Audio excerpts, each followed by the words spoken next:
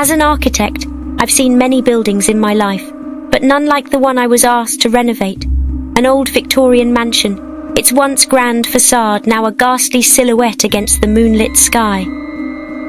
It's said to be haunted, a claim I never believed, until now. The mansion stood isolated on a hill, surrounded by a thick fog that seemed to cling to it like a shroud. I stepped inside, and the heavy wooden door creaked shut behind me, the sound echoing through the empty halls. I felt a chill creep up my spine, but I shrugged it off as the cold wind. I began my survey, moving from room to room. The air was heavy with the scent of dust and decay. The wallpaper was peeling, and cobwebs hung like drapes. As I ascended the grand staircase, a sense of unease began to settle in. The second floor was darker, with a long corridor leading to an imposing wooden door at the end. Intrigued, I approached it, but found it locked.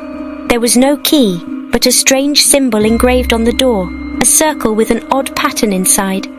I made a note of it and moved on. Night fell, and I decided to stay in the mansion. I set up camp in one of the less decrepit rooms, but sleep eluded me. The silence of the mansion was unsettling. The only sound was the occasional creaking of the old wooden structure, or so I thought. Around midnight, I heard a soft sound like a child's laughter echoing through the mansion. It was followed by the sound of little feet running down the hallway. I froze, my heart pounding. I stepped out of the room, flashlight in hand, but found nothing. I convinced myself it was my imagination, but the feeling of dread remained. I woke up to a horrifying sight. The symbol from the locked door was etched on the frosted window from the inside. I ran to the door, but it was still locked. Fear gripped me as I realized I wasn't alone in the mansion.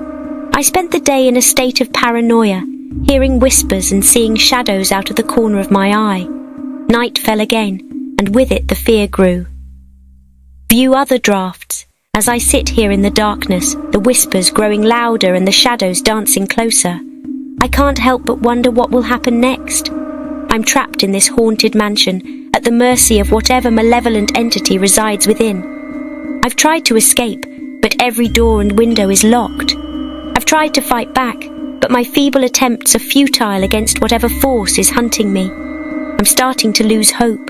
The whispers are driving me insane, and the shadows are closing in. I can feel its presence lurking in the darkness, waiting to strike. I'm writing this as my last act of defiance. I refuse to let this creature consume me without a fight. I'll fight to the bitter end, even if it means my death. I hear it now, moving closer. I can feel its breath on my neck, cold and clammy. It's here.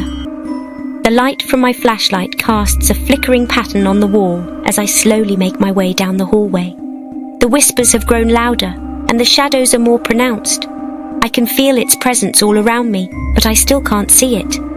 I reach the end of the hallway and find myself in a large room. There's no furniture, and the only light comes from a few faint rays of moonlight streaming through the boarded-up windows.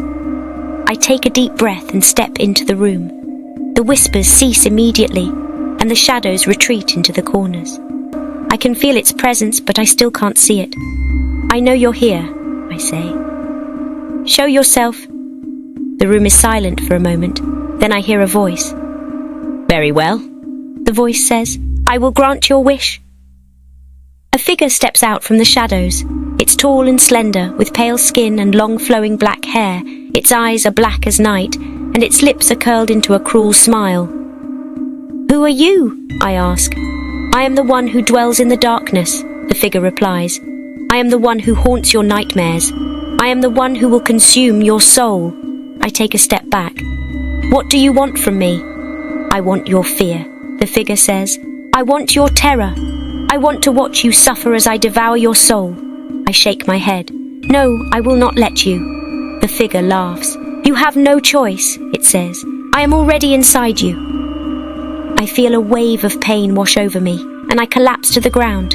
The figure kneels down next to me, its black eyes staring into mine. Goodbye, my dear, it says. Enjoy your eternal torment. The darkness closes in, and I feel myself being pulled into the abyss. I scream, but my voice is lost in the silence. I awaken to the sound of my own heartbeat. I'm lying in my bed, covered in sweat. I sit up and look around. My room is bathed in the morning light. Was it all a dream? I get out of bed and walk over to the window. I look out at the world below. The sun is shining and the birds are singing. It's a beautiful day, but I can't shake the feeling that something is wrong. I can feel its presence even now. It's waiting for me.